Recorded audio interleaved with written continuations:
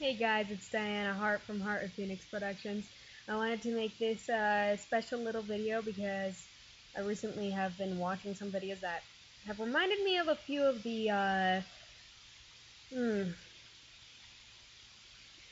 comic book based movies that I would call the scariest. So I wanted to make a top 5 list of the scariest performances with comic book based movies. This is going off of the feelings I had during the time I was watching these, the ones that made me most uncomfortable, and the ones that made me feel so anxious. So I wanted to get started on that, and this is all my opinion. You do not have to agree with it. This is my opinion, and so let's get started. Number 5, Ghost Rider, Blackheart. This is low on the list because he's not that intimidating, but the movie wasn't that great to begin with, and it's just a guilty pleasure of mine. When I first watched this, I was scared because of his actions, and the actor did play him very demonic-like, but it was when I was younger, and the scariest scene would have to have been the little jump scare that he did, and it's just sort of, it was weird. It was when I was younger, and I was easily scared when I was younger. But this is a short explanation because I want to save time for the bigger threats, and so number 5 goes to Blackheart. Number four, Captain America: The Winter Soldier. The Winter Soldier. Here's the thing with this one. It's Bucky. That makes this feel a little more uncomfortable and scary because he was an ally to Cap, and he was trying to kill him and Fury and pretty much anyone else who got in his way. When he was fighting Cap in the city, I felt so much suspense that I was squirming because I knew this wasn't really Bucky, and it was just like, ugh. And the whole time during the fight sequence on the helicarrier, I was desperately hoping for Bucky to break through the mind control, and I was seriously shaking afterwards because of how anxious I was feeling. And the actor did an amazing job with providing a very believable experience of a friend pretty much going rogue out of not by choice. So yeah. Number 3, Under the Red Hood. I never really knew Jason until after I really got into my geek stage, and when I did, he quickly became one of my favorite Batman characters. But when seeing this movie and seeing how this was a student and sidekick of Batman, the one man who's possibly the most against killing in all of the Justice League, suddenly become a murderer.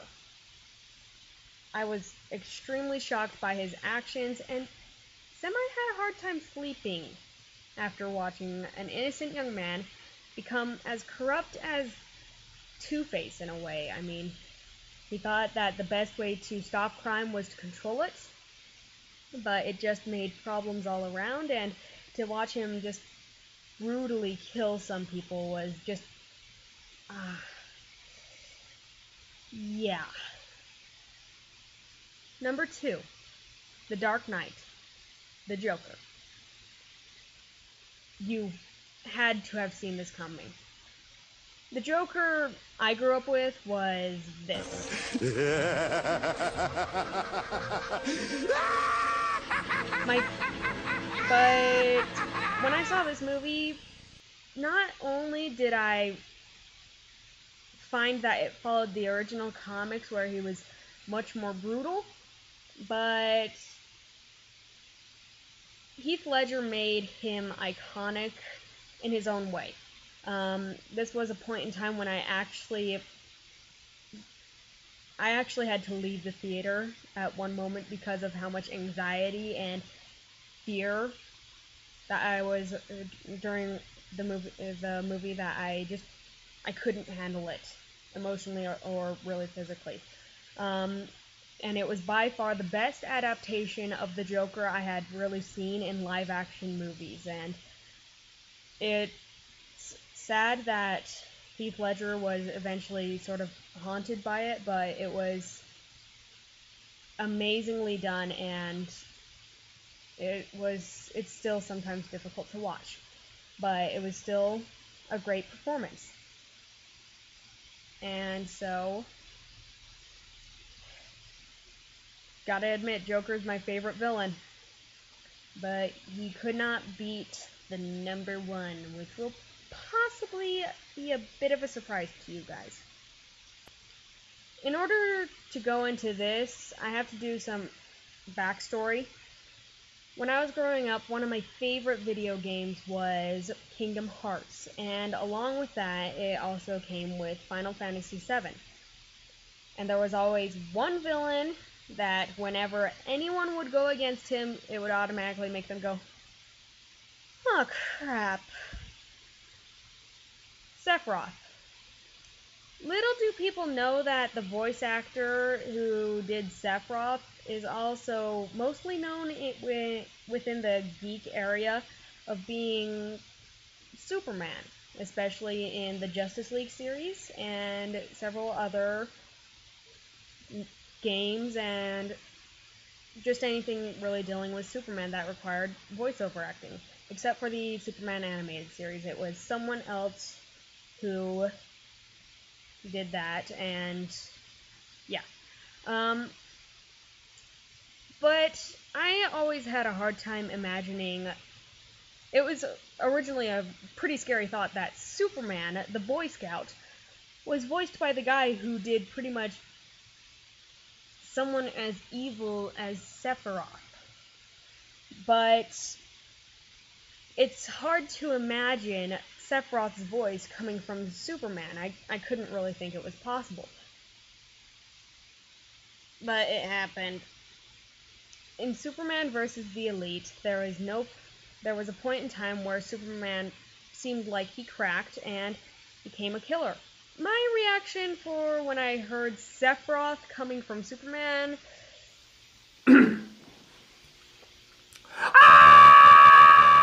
I was speechless and had to wait till the end of the movie to know that he hadn't turned. But it was still pretty big for me that it's just like, do not get on Superman's bad side. We're lucky he hasn't really become that, because I'm not certain even Batman would have an easy time going against him, even though he has kryptonite and everything. But